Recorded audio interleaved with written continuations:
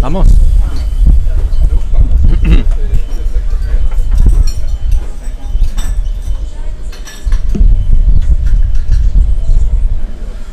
Ok, muy buenos días acá en Israel. Para cuando ustedes lo vean seguramente va a ser tarde, noche. Clase de Zohar Parashat Bechukotai. La porción de esta semana, que es la última porción de este libro, del libro de Vaikra, hay una serie de energías especiales por ser esta última semana. Este Shabbat que viene es lo que se conoce como Shabbat Hazak, que es cuando es un Shabbat Hazak, literalmente es un Shabbat poderoso.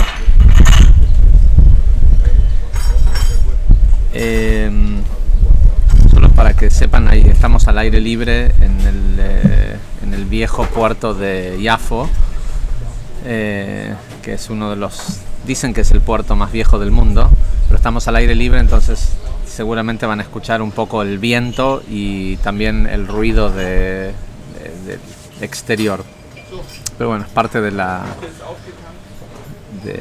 concentración que hay que poner en la clase de hoy. Cuando termina un libro de la Torá, la semana a la que le corresponde esa parashá es lo que llamamos el Malhut, o la manifestación de ese libro. Y este tercer libro es el libro que corresponde a Binah. E inmediatamente después, la siguiente semana, con Bamidbar, vamos a entrar en Zeir Anpin y más en la parte emocional de la Torah. Por eso van a ver que la mayoría de las historias hasta ahora en la Torah no son historias cotidianas entre personas, no son cosas que ocurren entre personas, sino son sobre el Mishkan, sobre la entrega de la Torah, sobre Egipto. El próximo libro que vamos a empezar la semana que viene aparecen las historias de la gente, ¿sí? La parte emocional. Y esta semana es una semana que, por ser Malhut de Briah, es importante ver en dónde tenemos nuestra conciencia, porque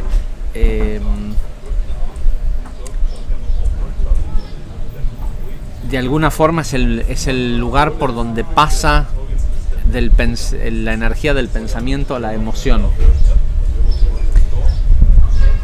Y de hecho, sobre todo para ustedes que están en este viaje,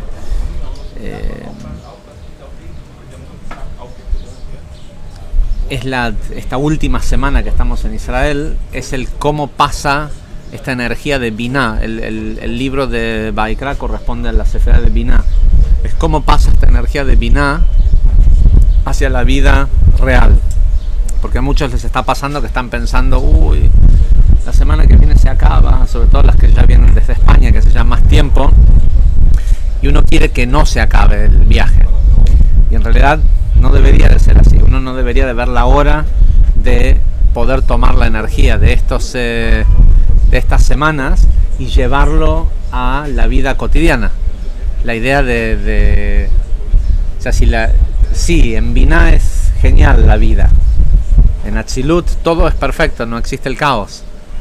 Pero estamos encarnados acá en un cuerpo y nos hace falta bajar el cielo a la tierra. No se trata, el proceso de elevación es un proceso de elevación para ir a buscar cielo y traerlo a la tierra, no para quedarnos allá arriba y ver desde ahí arriba a los pobres infelices que no tienen acceso a Jochma.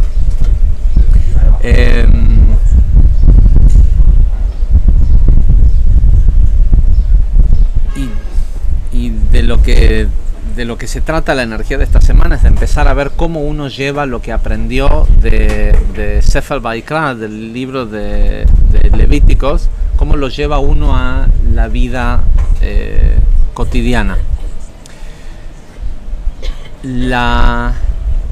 Esta porción es la porción favorita, pero así, by far, lejos de todos los rabinos ortodoxos que le enseñan a sus alumnos a cumplir Torah o mitzvot por miedo a la recompensa y el castigo.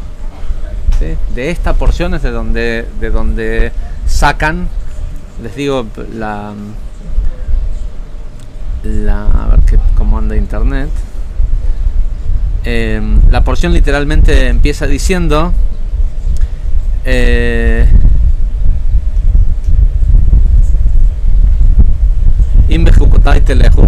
si es que observaras mis y escucharas las mitzvot que te comando hoy y las hicieras con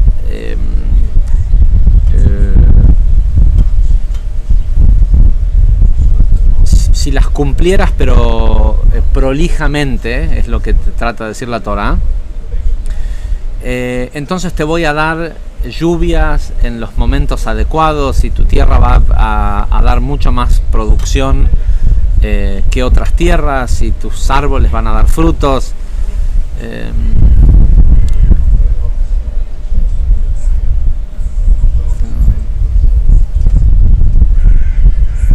Esperen que la primera línea es muy cortita, son solo 3 pasuk hasta que cambia la siguiente.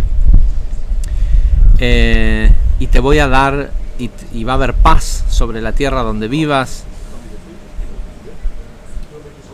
y voy a quitar todo tipo de bestias salvajes que pudieran tratar de atacarte, y no va a haber ningún ejército que se anime a entrar en tu tierra. Dice, vas a perseguir a tus enemigos y ellos van a caer ante tu espada frente a ti.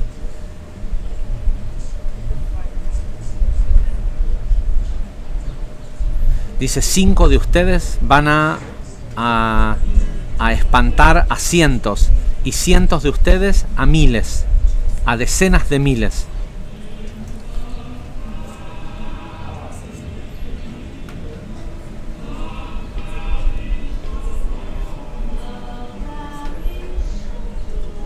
Este es de nuestro varo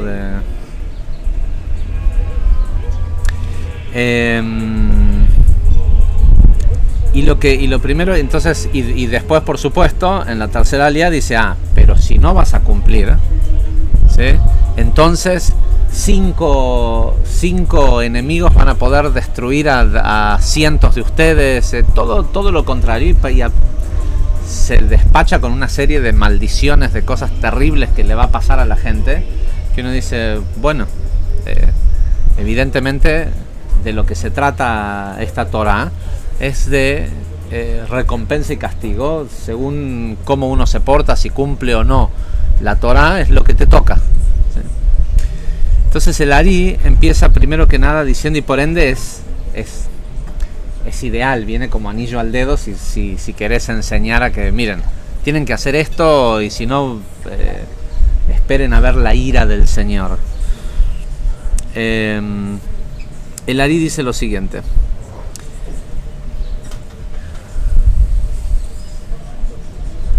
dice, es adecuado entender qué significan las palabras de esta parashá,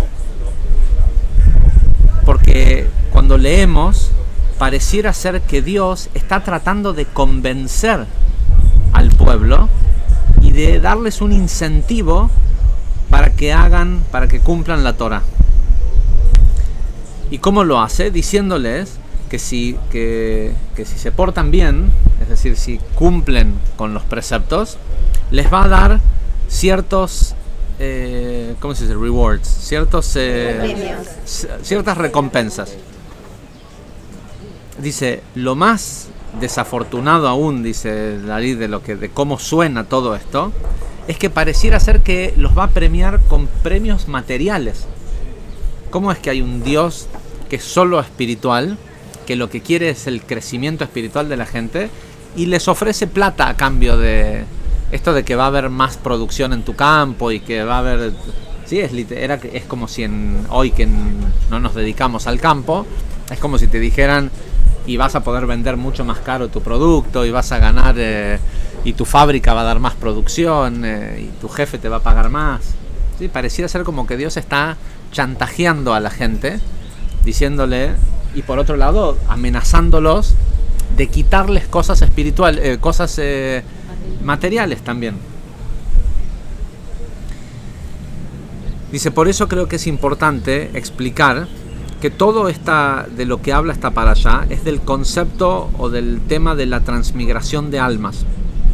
Tal como ustedes ya saben, el alma inicialmente encarna en el reino mineral o vegetal.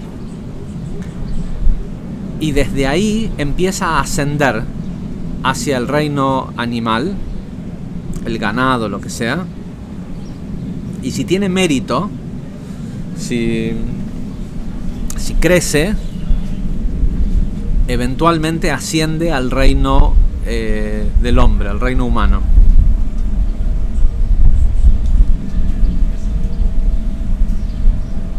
No hay, dice, casi no hay una persona en este mundo que no haya transmigrado. Es decir, todos los humanos que estamos acá, alguna vez fuimos agua, piedra, lo que sea, minerales, alguna otra vez fuimos plantas y alguna vez fuimos animales antes de ser hombres.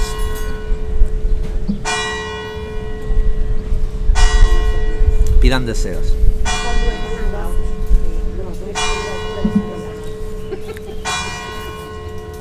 Estamos también al lado de, ¿cómo se llama la iglesia?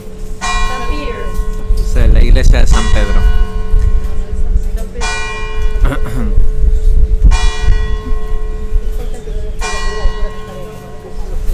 Menos mal que no les dije qué hora es, porque creo que... No, pero no sonó 12 veces, ¿no?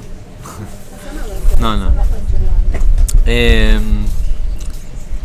Dice, prácticamente no existe una persona que no haya pasado por este proceso. Los débiles, ¿sí? Recuerden que el Ari nunca se refiere, para el Ari no existen personas buenas o malas, ¿sí? Solo el rango va, hay tzadikim y hay rashaim. Los rashaim son débiles, ¿sí? No es que la maldad en sí, el mal en per se no existe. Lo que existe es el ratzon atzmi, el deseo egoísta, que esto es lo que se llama ra, mal. Y según el grado de debilidad o de fortaleza que la persona tiene sobre su deseo egoísta, es en qué lugar del espectro está. Dice, los débiles, después de su muerte, entran en el purgatorio, ¿sí? En Geinom. Y ahí reciben el tratamiento que los hace, que los purifica. El proceso de juicio que ocurre ahí dura hasta un máximo de 12 meses. No sé si saben que cuando muere alguien y se dice Kaddish por la persona, se acostumbra a decir Kaddish solo 11 meses, porque dice que los Rashaim están en Geinom 12 meses y la gente común 11 meses. Entonces, como nadie quiere como decretar que su familiar era una mala persona, se acostumbra a hacer durante 11 meses. Pero a partir del mes 11, la persona puede volver a encarnar, ¿sí? A reencarnar, a menos que sea un rasha, un débil que necesite estar un mes más en el purgatorio.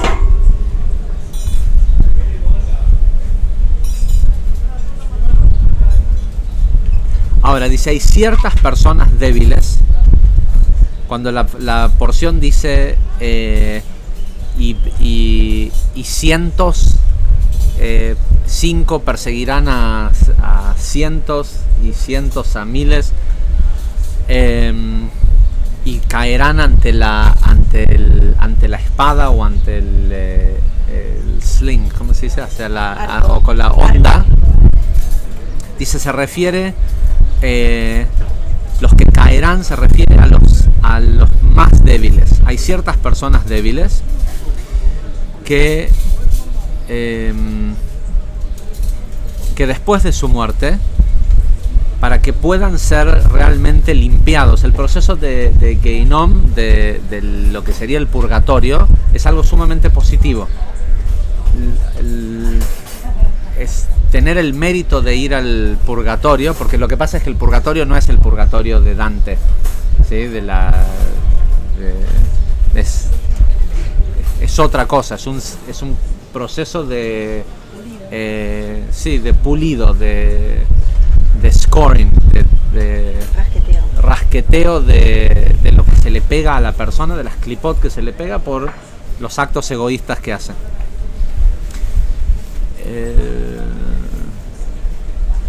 Dice, pero hay algunos que después de su muerte, para que puedan ser limpiados, en lugar de entrar al purgatorio, primero descienden a niveles inferiores. Y les toma una serie de reencarnaciones, es decir, el tipo que cae de... Toda persona que encarna de humano a humano pasa por el purgatorio. Si la persona realmente es una persona que cayó, que descendió mucho en su última encarnación, tiene que bajar de niveles, es decir, encarna en un animal o en una planta o incluso en una piedra. Y esto es porque, por ejemplo, vivimos en un mundo en donde hay algunos lugares en donde hay pena de muerte. Y imagínense que la Kabbalah está totalmente opuesto a la pena de muerte, porque es totalmente injusto que maten a una persona, pero es injusto para el resto de la sociedad, porque un tipo que mata, no sé, a 50 personas y tiene, no sé, 20 años, 30 años, 40 años, si le dan cadena perpetua, puede estar 50 años preso, ¿sí? Y tiene todo ese tiempo para pensar lo que hizo, a lo mejor para tratar de corregir. Si le dan, y para si sale dentro de 40 años, 50 años, ya no tiene las mismas condiciones que tenía cuando tenía 20, 30. Ahora, si al tipo lo matan, 12 meses más tarde, reencarna. Y 15 años más tarde, puede estar otra vez, ¿sí?, haciendo lo mismo. Otra de las cosas que sucede es esto, que a veces cuando una persona tiene muchos cargos por distintos crímenes, les dan sentencias, ¿cómo se dice? Back to back, ¿sí? Acumulativas. Y uno dice, ¿cómo le van a dar a alguien 15 cadenas perpetuas? Pero pasa esto, que se hacen decretos. Nosotros los humanos juzgamos a alguien y se le decreta 15 cadenas perpetuas. Y dice, no, el tipo solo puede cumplir una cadena perpetua. No. Ese juicio de 15 cadenas perpetuas, el tipo va a encarnar 15 veces en prisiones, ¿sí? Y la prisión puede ser una piedra, puede ser una planta, puede ser un animal. Y mientras está en ese estado, sabe que es un alma que debería de estar encarnada en un cuerpo. Y siempre, por supuesto, nos referimos al nivel de alma del nefesh. No es las otras almas se adicionan y llegan solo sobre un humano. Por eso es que al animal se le llama nefesh hayah, ¿sí? Es la parte de alma que tienen es este nefesh abehemit, que es una alma primaria.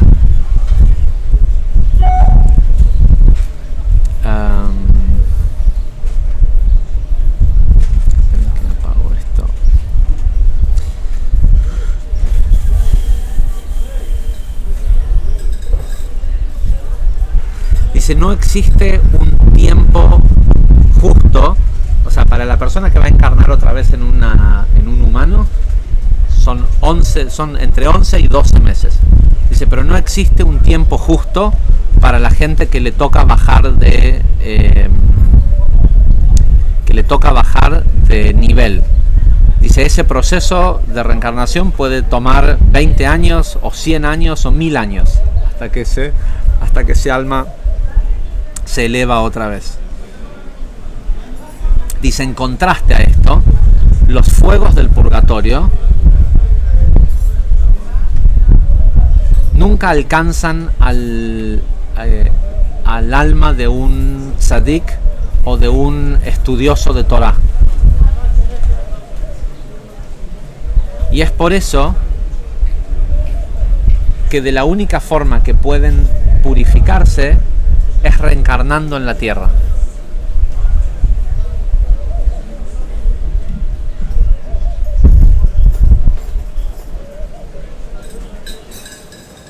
¿Se entiende? ¿Sí? ¿Qué se entiende? Sí, pero ¿para quién? Que la tierra es un purgatorio, contestan. Es un purgatorio solo para tzadikim y para talmidei jajamim, para estudiosos de la Torah. Es decir, si te toca nacer otra vez en la tierra, o sea, todo lo que el Ari habla siempre solo habla sobre las almas de Atzilut.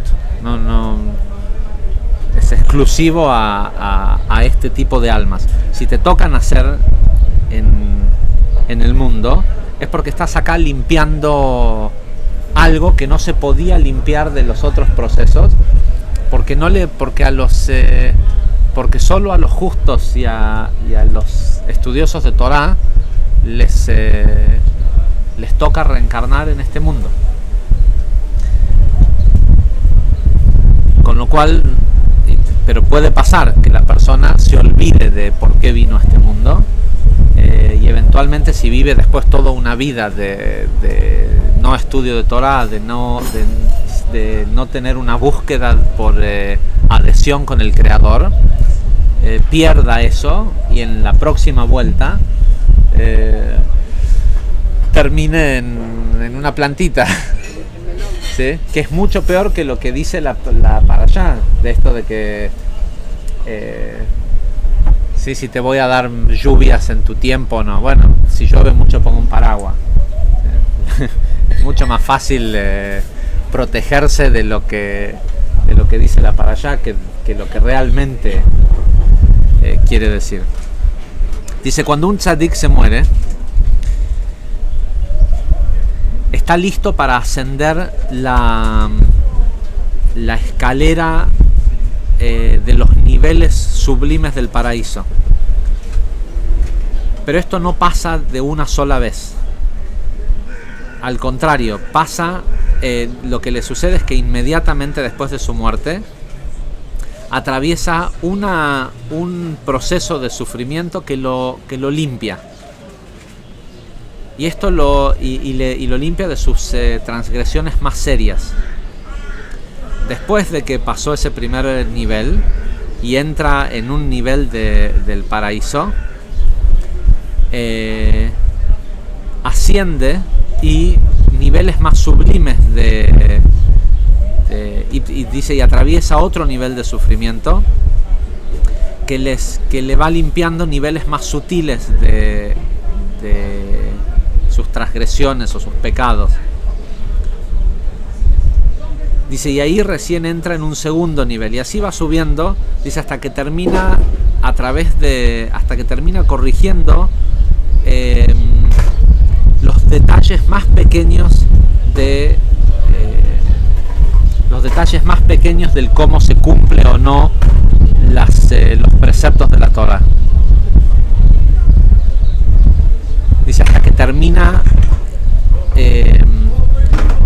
termina siendo apto para el lugar que le toca en el paraíso, es decir, hasta que tiene afinidad de forma con ese lugar y puede ser como reabsorbido, por decirlo de alguna forma, por el sistema. Rabbi Haim Vital escribe esto. Dice, me pasó varias veces que caminando por los campos con mi maestro, con el Ari, él me decía, dice, mirá hacia aquel lugar. Había una cierta persona que su nombre era tal y tal, que era un tzadik y un estudioso de la Torah, pero porque cometió tal y tal pecado durante su vida, ahora está encarnado en esa piedra o en esa planta. Dice, mi maestro de sagrada memoria no conocía a esta gente. Dice, y nosotros, sus alumnos, solíamos después salir. El Ari no había nacido en Sfat. El Ari llegó a Sfat. Cuando llegó, inmediatamente le comenzó a enseñar a Rabbi Haim Vital, y después de que terminó de enseñarle, murió. 2 años le enseñó a Rabbi Haim Vital y murió a la edad de 38 años. Dice, mi maestro no conocía a esta gente. Dice, y nosotros los alumnos salíamos después a investigar las historias que él nos contaba de estas almas que habían partido. Dice, y nunca sucedió que al final no encontráramos a alguien que pudiera verificar que lo que el Ari decía que le había pasado durante la vida a esa persona había pasado.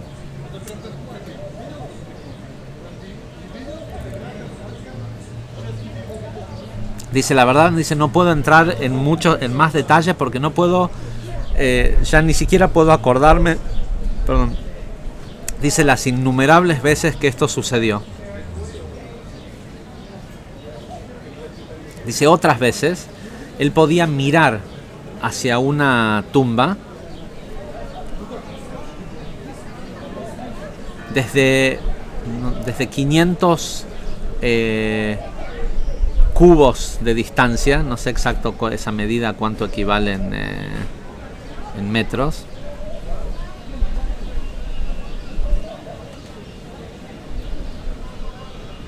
Dice, y podía estar esa tumba en medio de miles de otras tumbas, y él podía ver el alma de la persona parada sobre la tumba. Y así es como nos decía, tal y tal está enterrado en tal y tal lugar. Y ahora está atravesando tales y tales procesos de limpieza por tales y tales cosas que hizo. De hecho, no sé si saben que la mayoría de los lugares de los tzadikim que nosotros vamos a visitar en el norte de Israel son tumbas que estaban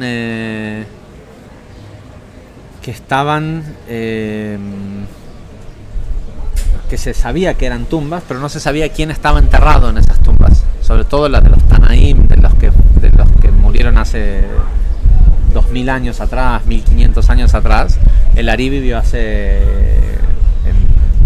en el año 1500, y él fue el que fue caminando. Se hicieron como un tour con Rabbi Haim Vital por todas las tumbas del Galil, y en uno de los libros que se llama Shara Gilgulim, las puertas de la reencarnación, el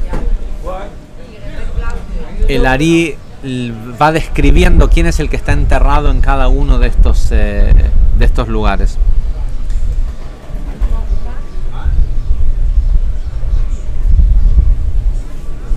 Dice, por supuesto, también, dice, siempre preguntábamos acerca de esas personas que nuestro maestro nos decía, y terminamos encontrando la historia. Dice, cuando estuvimos con él, dice, fuimos testigos de las cosas más increíbles que alguien puede ver. Dice, para volver a nuestra discusión,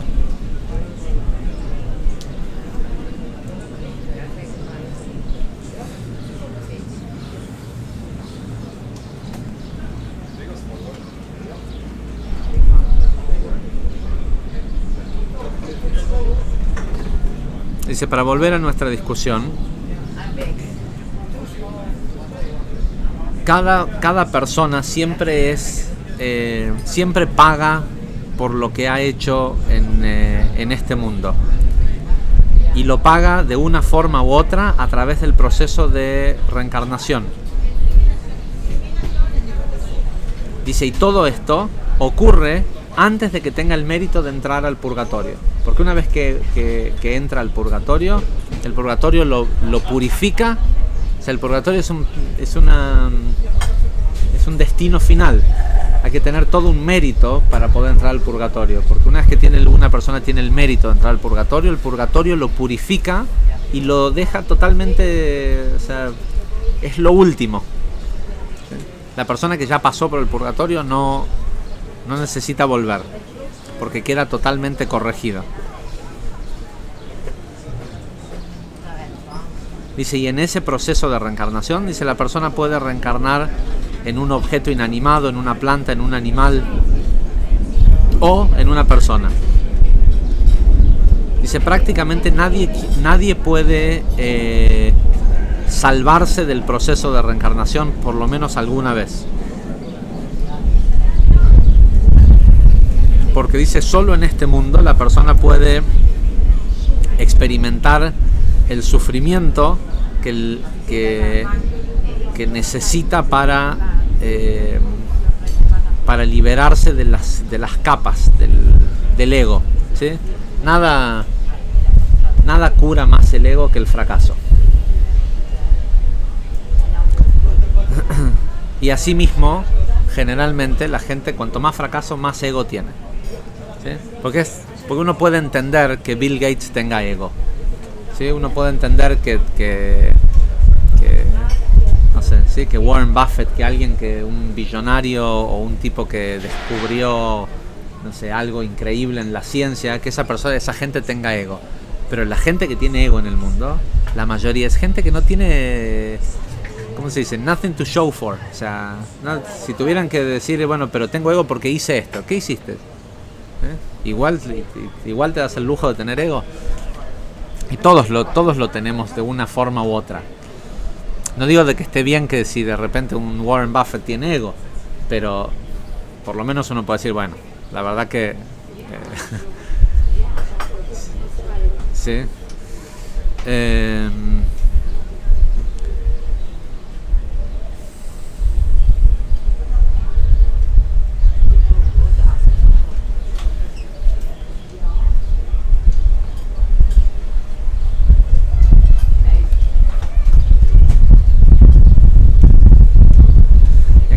Extraña, dice, a todos les pasa esto, a menos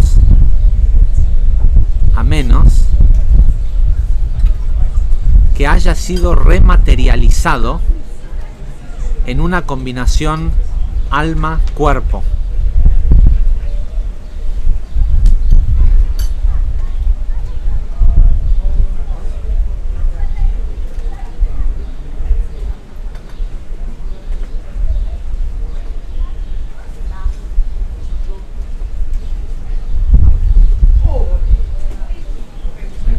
Para el resto de la gente, solo la combinación de alma-cuerpo y esta idea de rematerializado es cuando una persona, un maestro, baja al mundo a enseñar algo. El alma necesita bajar para algo y le fabrican un cuerpo. ¿Sí? Está bien, nacen de un papá y una mamá y todo esto, pero no es una reencarnación, es una materialización de cuerpo para poder ponerle el alma ahí adentro. En el caso del Ari, uno dice cómo dos casos hay que son interesantes. Uno es el del Ari y otro es el del Ramjal, el que vimos al lado de Rabbi Akiva, Rabbi Moshe Haim Lusato.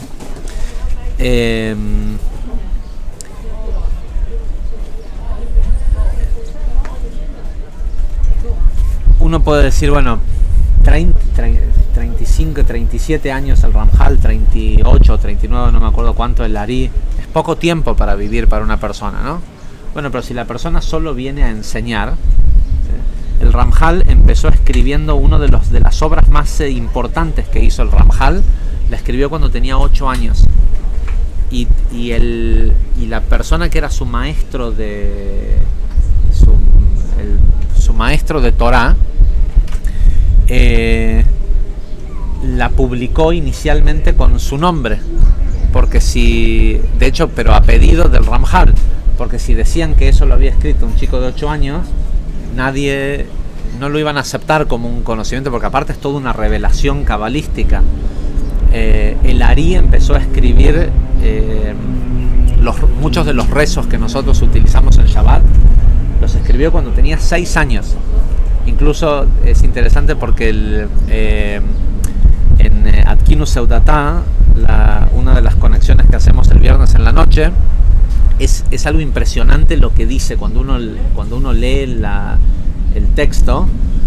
Es una obra grandiosa, pero al mismo tiempo, en esa inocencia de los 6 años, se encargó de ponerle las iniciales de cada una de las frases. Si uno lee todas las iniciales, dice Ani Itzhak Luria Ben Shesh. Dice, yo soy Itzhak Luria y tengo 6 años. ¿Sí? O sea, igual, o sea, tenía esta parte, digamos, por llamarla infantil, pero al mismo tiempo la capacidad de escribir escritos que hace cientos de años que se utilizan dentro de la liturgia,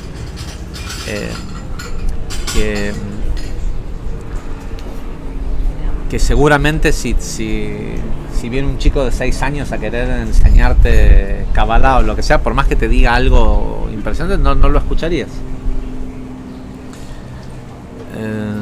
Y esos son este tipo de almas que le materializan un cuerpo solo para que estén un tiempo acá en el mundo para traer información. Y obviamente esas almas no ven la hora de morirse. Nosotros le huimos a la muerte. Ellos tienen que estar es un sufrimiento estar en este mundo. Y por eso mueren jóvenes o mueren tan jóvenes.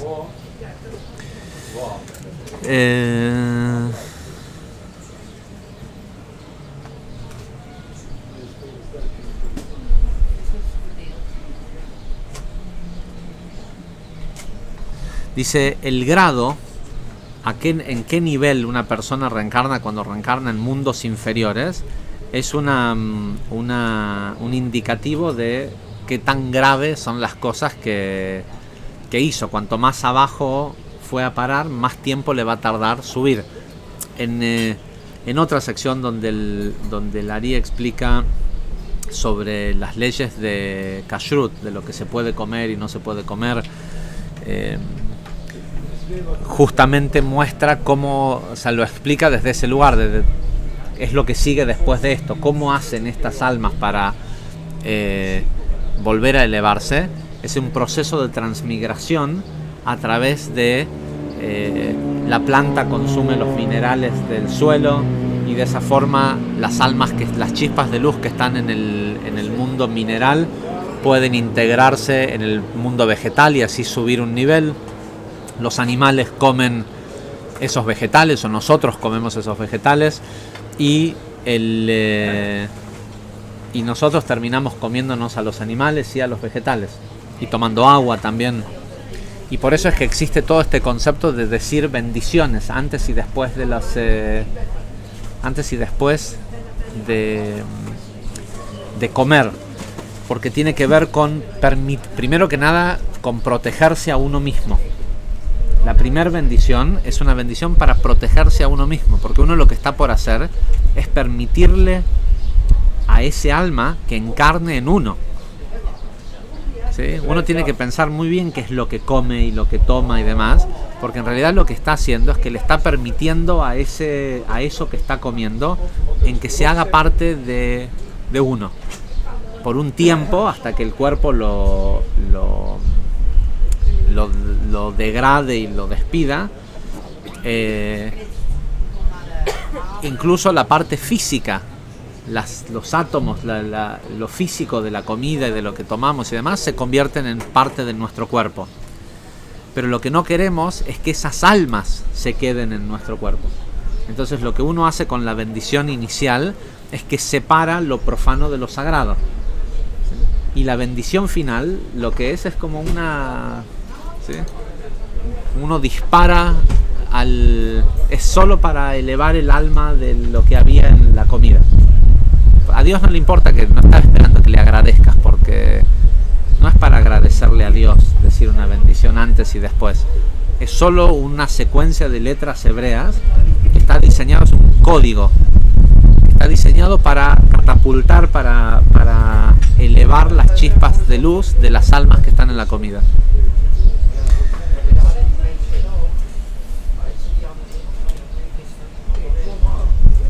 Dice, hemos explicado anteriormente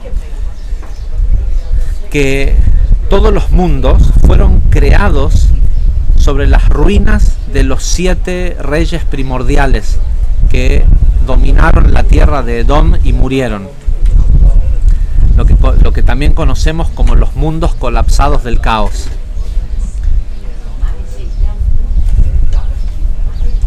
Todas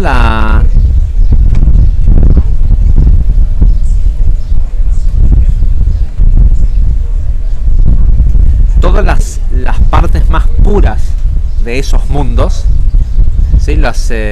En los mundos del caos había también este planeta, había toda la creación, que no es algo... lo caótico era la conciencia de estos reyes del caos, pero toda la existencia era, llamémosle, pura. Todas las partes más puras de los mundos del caos fueron reabsorbidos en el mundo de Atzilut.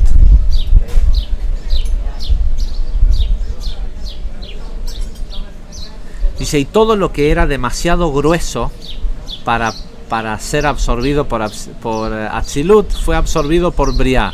Y lo que era demasiado grueso, me refiero a no pulido, y así sucesivamente al mundo de Yetzirah y eventualmente al mundo de Asiá.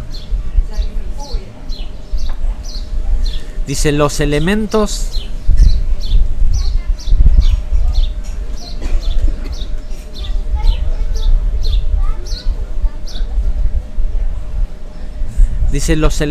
más puros, escuchen esto, los elementos más puros del mundo de Asiá fueron absorbidos en el reino humano. O sea, en Asiá fue a parar lo peor, ¿sí? Todo lo demás fue reabsorbido por los mundos superiores. Lo más grueso, lo más jodido terminó en el mundo de Asiá. Y asimismo, lo más puro de ese mundo de Asiá fue absorbido por los humanos. O sea, el trabajo que nosotros venimos a hacer a este mundo es a terminar de limpiar lo que no hicimos antes.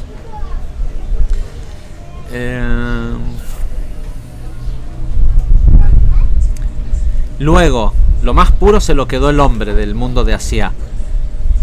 Lo siguiente fue absorbido por los animales. Luego, lo que fue quedando absorbido por el reino vegetal, y eventualmente lo más básico, lo más grueso de los mundos del caos terminó en el mundo mineral. O sea, nuestro mundo, el planeta Tierra, tiene las partes más pesadas, por llamarlo de alguna forma, de los mundos del caos.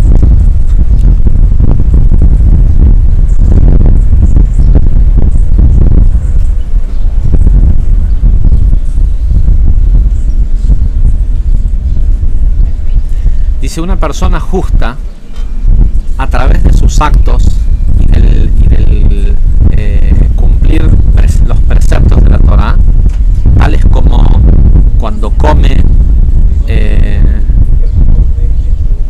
y semejante.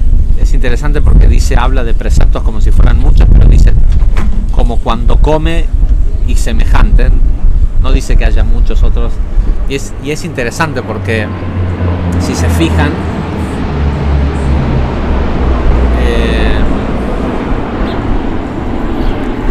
de todo lo que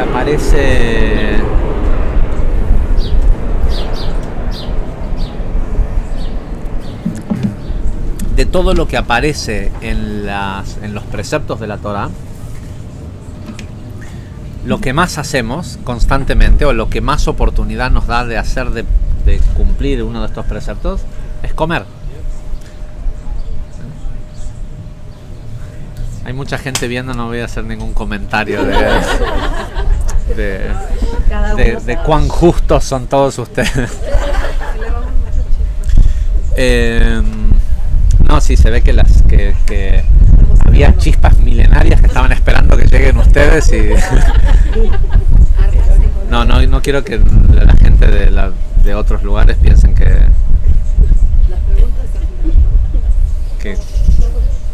comen como si fueran de otro reino.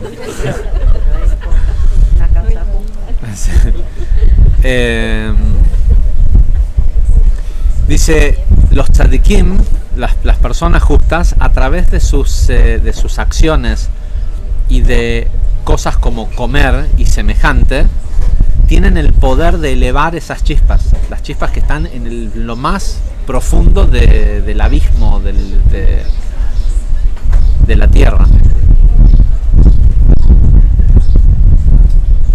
Sí, a través de lo que ya explicamos antes, de este proceso de transmigración. Con lo cual muchas veces la gente pregunta, ¿no? Dice, sí, pero ¿cómo se hace? ¿Quién puede ser un tzadik? Cualquiera que come. ¿Quién puede comportarse como un tzadik? Cualquiera que come. ¿Sí? Sí, es solo la conciencia. Si estás comiendo solo para satisfacer la necesidad del cuerpo, o si ya que estás comiendo es muy puntual, no aparece acá en esta porción, pero ya lo hemos leído en otro lugar. La Mishnah, cuando habla sobre los sacrificios que había que traer por promesas que una persona hace, promesas hechas y no cumplidas o omitidas o olvidadas, ¿sí? Hay 4 niveles de no cumplir una promesa. Lo que elige la Mishnah podría decir, y si le prometiste a tu amigo que vas a ir a ayudarlo a mudarse y decidiste no ayudarlo, o te olvidaste que le habías dicho que lo ibas a ir a ayudar, o sea, podría usar cualquier otra promesa posible. Sin embargo, la promesa que utiliza la Mishnah cuando explica, dice, si una persona promete que va a comer tal y tal cosa, o que va a dejar de comer tal y tal cosa, y lo come sin darse cuenta, o se olvida que se había puesto de penitencia no comer o no tomar tal cosa, ¿por qué utilizar el ejemplo de comer? Porque una es lo que más hacemos, y porque es importante saber que mientras comemos no siempre alimentamos lo mismo. ¿Sí? Porque comer en términos cabalísticos, de acuerdo al Zohar, cuando se habla de comer no sé si prestaron atención que hay muchos lugares en la Biblia donde se habla de que se hace mención y se sentaron y comieron juntos, y después hay lugares importantísimos como los 130 años de separación de Adán y Javá, 130 años de algo de lo más importante de la Torá que no aparecen en la Torá. Entonces uno dice, bueno, si vas a decidir en qué gastás la tinta y el espacio de la Torá, bueno, dame los detalles más importantes. No me digas que Potifara le dijo a Yosef, podés hacer lo que quieras con mi casa, todo, pero no comas de mi pan. ¿Sí? Era tan importante que nos pongan que lo único que le pidió Potifara a Yosef era que no le comiera el pan. ¿Sí? Es como que yo te diga, mira, hacete cargo de todo mis asuntos, mis cuentas de banco, todo, pero no me tomes el jugo de naranja. Es ridículo que aparezca eso en la Torah, pero es porque la palabra comer en la Torah se refiere a la copulación entre Ze'anpin y Malhut, o Jochma y Binah. Siempre que se habla de comer, porque el comer alimenta, y la pregunta es, ¿qué estás alimentando? Y no es solo comer, sino es cuando uno promete que va a hacer algo, o piensa, voy a hacer tal y tal cosa. En el momento que genera un compromiso, aunque nadie lo haya oído, ¿sí? Fuiste a tal lugar y dijiste, ay, qué lindo, a mí me encantaría hacerles una introducción a este lugar porque me pareció. Nadie lo sabe, nadie te escuchó, solo vos lo sabes. Después viene si cumplís o no. ¿Sí? Y en el momento que pensaste voy a hacer tal y tal cosa, estás comiendo. Porque en Jochma y Biná no se conoce el concepto de la mentira. Nadie piensa que en esos mundos no se entiende que alguien no cumpla. Con lo cual la persona inmediatamente genera luz. Por eso nos es tan fácil prometer. ¿Sí? Cuando uno promete que va a hacer algo, siente como que ya lo hizo. Ah, bueno, ya. ¿Sí? O mañana te llamo. ¿Sí? Y uno ya siente que. ¿Por qué siente que ya como cumplió? Porque en realidad lo que hizo fue tomar luz de mañana, de la llamada de mañana, que todavía no existe. El gran juego del Satán, el gran juego del oponente, es hacerte romper tus promesas. ¿Sí? No es el hecho de que comas de más o de menos o lo que sea. Es que comas de más cuando te prometiste que no lo ibas a hacer. Porque en el momento que dijiste que ibas a hacer, que ibas a comer algo a propósito, qué sé yo, no sé, soy vegetariano y digo, bueno, pero ahora en Shabbat voy a empezar a comer un pedacito de carne para elevar chispas del reino animal también.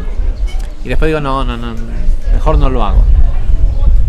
O al revés, o decís, voy a dejar de comer tal y tal cosa, y después al final terminás no haciéndolo. Cualquiera de los dos está alimentando. Después viene qué alimenta. ¿Sí? Uno sirve para extraer chispas de luz de los mundos de los reinos más bajos y elevar esa luz, y en el mérito de, imagínate que una chispa de alma que una persona eleva desde ahí abajo y uno fue el que lo sacó de ahí, todas las mitzvot, toda cosa positiva que ese alma haga cuando encarne en otra vida, es todo en el mérito de la persona que lo extrajo. Por otro lado, allá abajo no les da tanto gusto cada vez que alguien les quita las chispas de luz. ¿Sí? Y cómo mantienen prisioneras a esas chispas de luz ahí abajo, de lo que sea que la gente le da de comer. ¿Sí? ¿Qué quiere decir lo que le da de comer? Cuando la persona dice voy a hacer tal y tal cosa, activa Jochma y Biná que le den luz para hacer eso. Pero si después no lo hace, la persona no se la puede quedar a esa luz. ¿Sí? Entonces, ¿a dónde va a parar esa luz? A alimentar el ¿cómo se dice? The stranglehold. El agarre que tiene los mundos del caos sobre este mundo. Y peor aún, la persona establece un medio de afiliación y de contacto con los mundos del caos. Y como lo que hay en los mundos del caos, si bien es lo más grueso, originalmente venía de Atzilut, constantemente tratan de buscar ascender a Atzilut, pero están ahí abajo, no pueden ascender a aquel Atzilut. Entonces, ¿a qué Atzilut pueden ascender? Al pensamiento de una persona. Cuanto más la persona le da de comer a la clipá, a los mundos del caos, más su pensamiento lo hace tomar decisiones que le generen caos en su vida. Es así de simple. ¿De dónde se genera? O sea, ¿cómo es que uno se equivoca y decide ¿sí? casarse con alguien, hacer un negocio con alguien, hacer algo que termina en un fracaso, y en el momento piensa que eso es perfecto? Es porque no es uno quien está pensando. O sea, el intelecto que está llegando a después ser reconocido por Da'at y terminar en acción, en el impulso de, ay, sí, esta es la persona y este es es un sistema perfecto de purgatorio, de castigo en este mundo,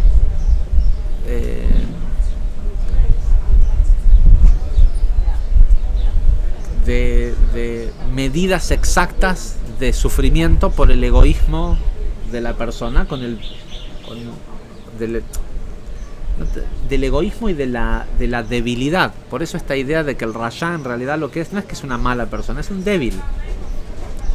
Porque hay gente que le encanta ser mala gente. ¿Sí? El tipo, el que se dedica y él se siente importante por ser ¿sí? un tipo pesado y esto y lo otro, pero en realidad no es ningún pesado, es un débil. ¿Sí? Porque qué sé yo, el tipo, el estafador que cree que es una persona débil, él cree que es fuerte porque tiene cierto poder, ciertas armas y todo eso. Si él tiene la capacidad de ganar esa cantidad de dinero estafando gente, vendiendo drogas, haciendo cosas negativas para el mundo, si él tiene esa capacidad de tener esa cantidad de dinero, es porque tiene vasija, o no está lleno de pequeños narcotraficantes que mueren pobres tirados en la banquina. ¿Sí? No es que porque estés en cierto negocio ilícito eso te va a hacer millonario. La mayoría de la gente que está en el negocio de la droga no son ni poderosos ni... ¿Sí? Ese tipo que sí es poderoso, el jefe del cartel o lo que sea, es así, no es porque es porque tiene una vasija más grande y pudiera tener la misma calidad de vida, la misma cantidad de dinero, todo lo mismo, sin tener que hacer lo que hace. Lo que sucede es que es una persona débil. ¿Sí? No puede contra su propio ego y contra su propio deseo de recibir para sí mismo. Y lo tiene controlado los mundos del caos. Por eso para lo único que sirve es para generar caos y juicio para el resto de los seres humanos. Pero yo les digo porque he hablado con gente que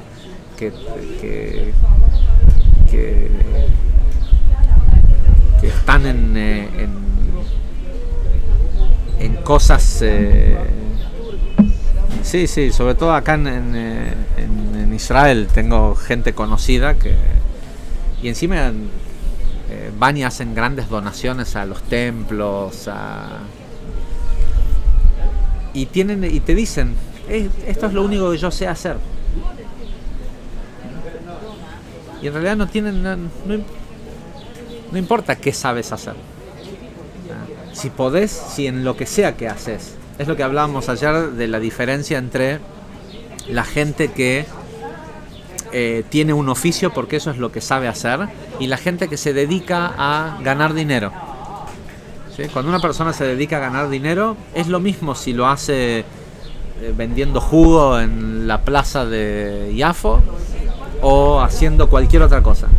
Si eso es lo que va a hacer, va a ganar dinero, y va a dejar de hacer eso en el momento que deje de ganar dinero. Pero en este mundo de la dualidad del árbol del conocimiento del bien y el mal, existe esta ilusión de pensar que es solo de una manera.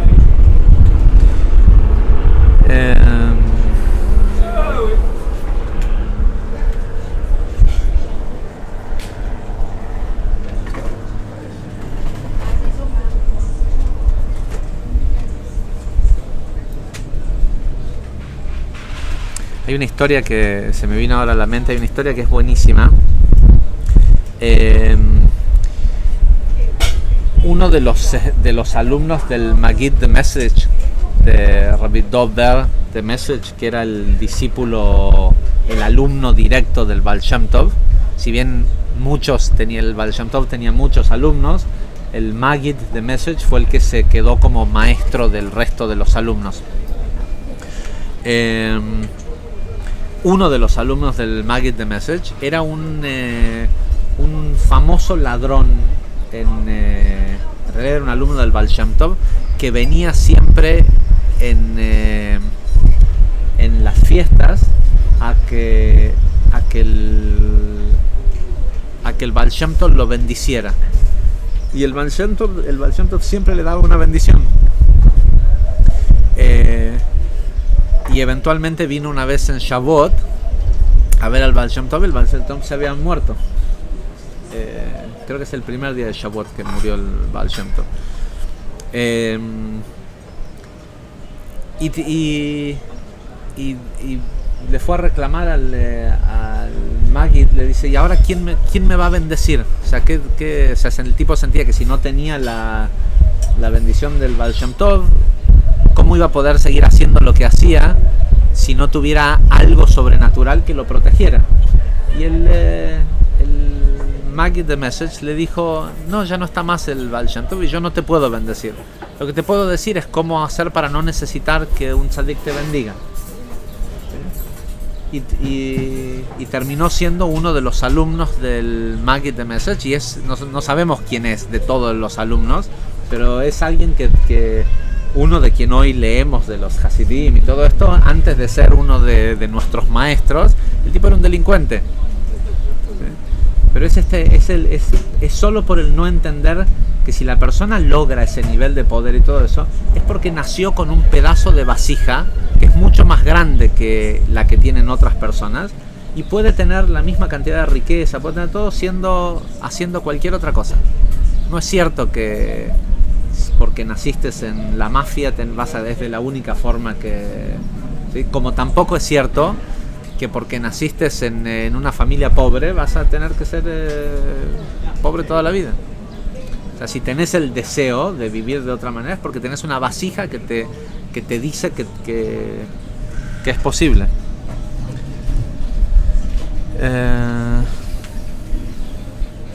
¿Cuánto queda?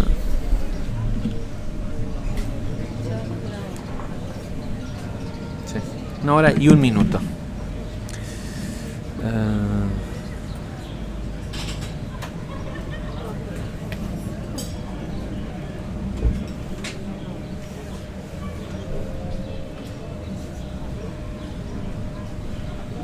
Dice, y por eso es que la Torah dice lo siguiente: si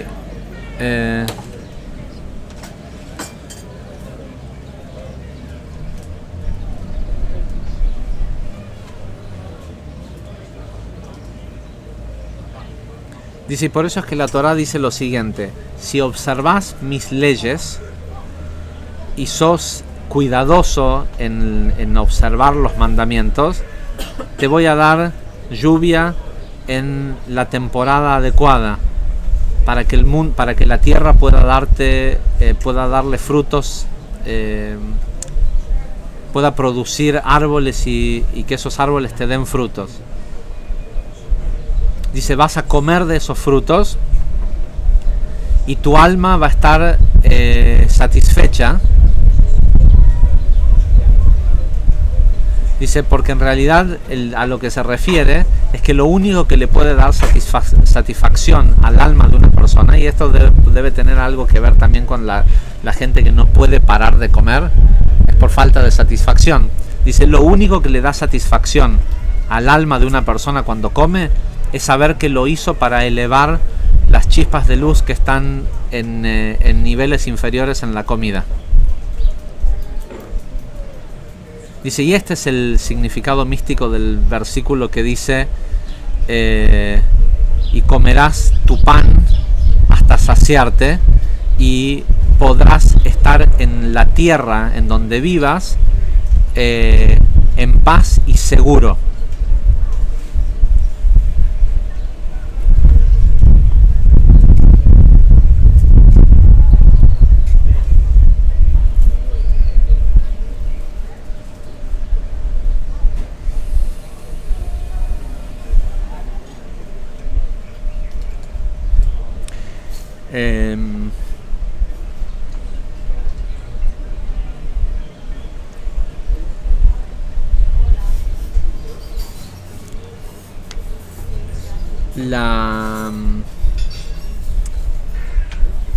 Lo que pasa es que la gente que está escuchando la clase no tiene acceso a las conversaciones privadas que tenemos nosotros o a las conversaciones de grupo. Pero ayer hablábamos del concepto de la seguridad, ¿sí? Desde la seguridad del sustento o el asegurarse, incluso el asegurarse con una póliza de seguro. Y acá claramente el Ari dice, ¿querés lo único que te asegura, si vos podés contratar un sistema de alarma y podés tratar de comprar seguridad. Dice, pero lo único que te asegura que tengas paz en tu tierra y que puedas vivir seguro y comer tu pan tranquilo, ¿sí? Porque esto también tiene que ver con la famosa frase de Jacob, que a cambio de su diezmo le negoció a Dios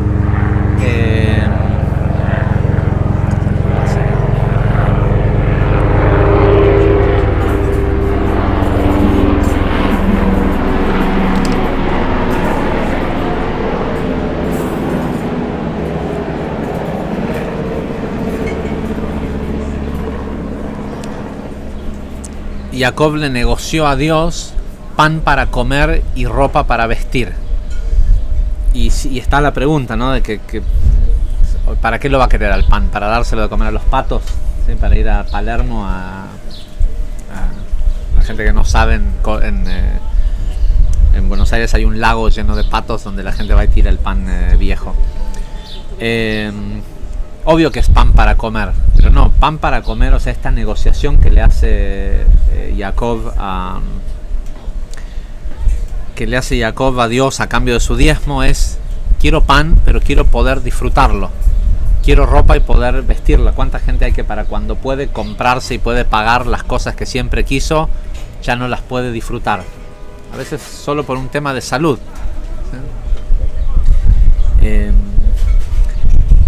Y lo que dice acá el Ari dice, de la única persona que uno puede comer su pan tranquilo, hacer uso del sustento que tiene, de lo que recibe de la vida, es si eso que recibe es solo para es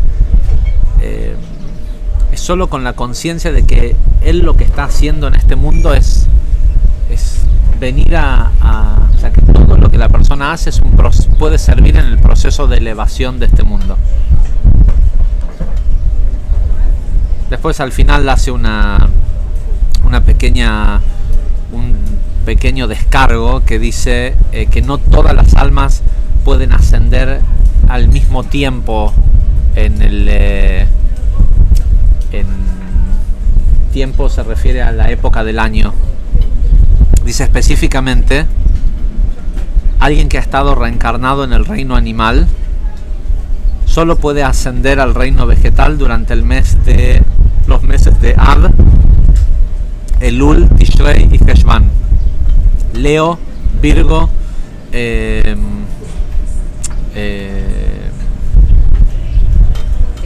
Libra y Escorpio. Mientras que alguien que reencarnó en el reino vegetal solo puede ascender al reino animal durante los 4 meses de Nisan, Iyar, Sivan y Tamuz, Aries, Tauro, Géminis y Cáncer.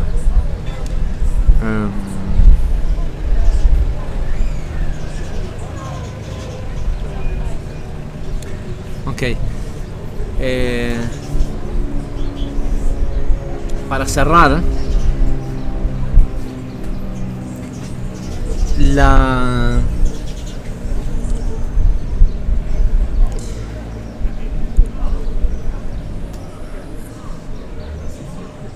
más allá de que una persona entienda el concepto de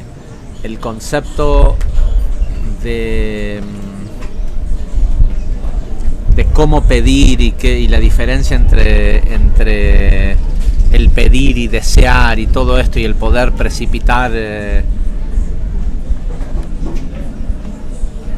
la abundancia que una persona recibe en este mundo es la forma de pago de este mundo.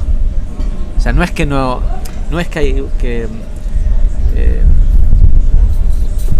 hay un tema de recompensa y castigo. De todas formas, no es que hay tampoco un Dios que lo implementa. Esto es un sistema perfecto de leyes de causa y efecto. Y Y para que una persona pueda cobrar su sueldo espiritual, por llamarlo de alguna forma, tiene que hacer el trabajo que vino a hacer. Es como que te contraten, no sé, acá en este restaurante, te dan el job descriptions y las funciones que tenés que hacer, y al final del día la persona viene a cobrar y le dicen, pero ¿no hiciste jugo de naranja? No, porque vi que estaba fea la pared y me puse a pintarla. ¿Estuvo trabajando todo el día pintando la pared? Sí, no es que no estuvo haciendo nada, pero no es lo que le pidieron que haga. ¿Sí? Si la persona quiere cobrar el sueldo en el puestito de jugos, tiene que hacer jugos. Si una persona quiere cobrar su sueldo, quiere recibir el verdadero sustento de este mundo, desciende sobre las personas que hacen lo que se viene a hacer a este mundo. Y una de las partes más importantes de lo que se viene a hacer a este mundo es ayudar a este proceso de transmigración de almas. Y cualquier persona, no hay una excusa de... No es que tenés que saber toda la Torá y que tenés que ser ¿sí? Dice lo que leímos antes, dice divide, dice los tzadikim y los talmidei jajamim. ¿Cómo? ¿No es lo mismo? ¿Sí? Dice los justos y los estudiosos de Torá. Y la verdad es que no es lo mismo. Pueden haber muchos estudiosos de Torá que no llegan al nivel de ser tzadikim. ¿Sí? ¿Y puede haber tzadikim que no estudian Torá? Sí. Sí, hay gente... De hecho, lo que se conoce como un tzadik nistar son generalmente la razón por la cual son ocultos, tzadikim ocultos, es porque ni siquiera ellos saben que son... no están en el ámbito del estudio de la Torá y todo esto, pero son gente que tiene conciencia, que cuando come algo aprecia lo que... ¿sí? Es una... Y cuando se refiere cuando hablaba del tema de la migración, de la transmigración de almas, no dicen los estudiosos de Torah, dicen los justos cuando comen o cuando hacen acciones, piensan y hacen. O sea que tal vez uno pueda no ser un talmid jajam, pero uno es como un tzadik si cuando toma ese vaso de jugo está consciente de que puede estar ayudando a este proceso. Y la verdad es que desde ese punto de vista uno puede expandir los límites de la santidad en el mundo sin necesidad de que hayas pasado toda tu vida estudiando. ¿Sí? Te podés sentar a ver una película y comerte una pizza y tomarte una botella de coca, ¿sí? Que todos dirían, ay, qué asco, mirá qué mal que se alimenta, toma Coca-Cola, ¿sí? Porque hay como que una idea de que ser espiritual es, ¿sí? Como si fuera que Dios solo creó la comida vegana y la pizza la creó el diablo, ¿no? No, si es un alimento, tiene chispa, es un medio mediante el cual se puede elevar chispas de luz. Con lo cual podrías estar tirado viendo una película en tu casa, tomándote 5 kilos de azúcar en la botella de Coca-Cola y comiéndote no sé cuántos millones de calorías en la pizza y estar haciendo algo totalmente sagrado. ¿Sí? Mientras que tal vez pueda haber una persona que está todo el día cuidándose de las calorías, el contenido graso, las fibras, esto y lo otro, y la única razón por la cual lo hace es por el ego de tener un cuerpo esbelto y de verse de una cierta manera. Y no es que una cosa esté bien o esté mal, o sea, lo de comer, pero puede pasar de que una persona se alimente con una dieta perfecta, macrobiótica y esto y lo otro, y que sea un tremendo egoísta, que la única razón por la cual lo hace es porque por el cuerpo que está buscando, ¿sí? O por la salud que quiere vivir más para poder hacer más de lo que hace egoísta todo el tiempo. Así que, bueno, Besat Hashem,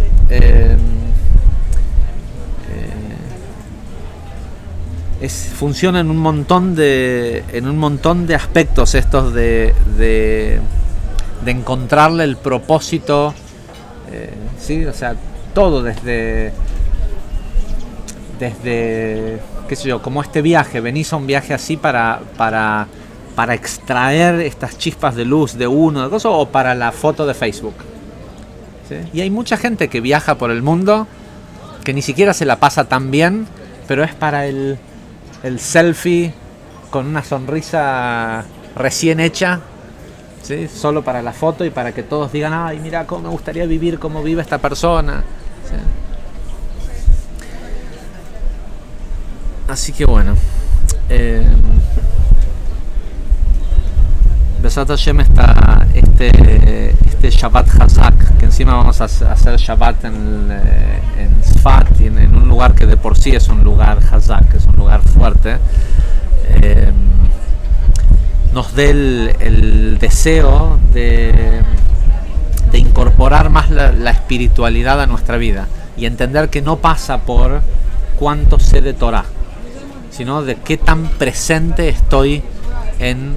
Obvio, el saber de Torah te va a ayudar a saber qué te conviene más, ¿sí? Pero de nada sirve si el propósito por el que lo estás haciendo no es el correcto y si no estás presente, presente en pos de otros. Así que bueno, gente, muchas gracias, hasta la semana que viene.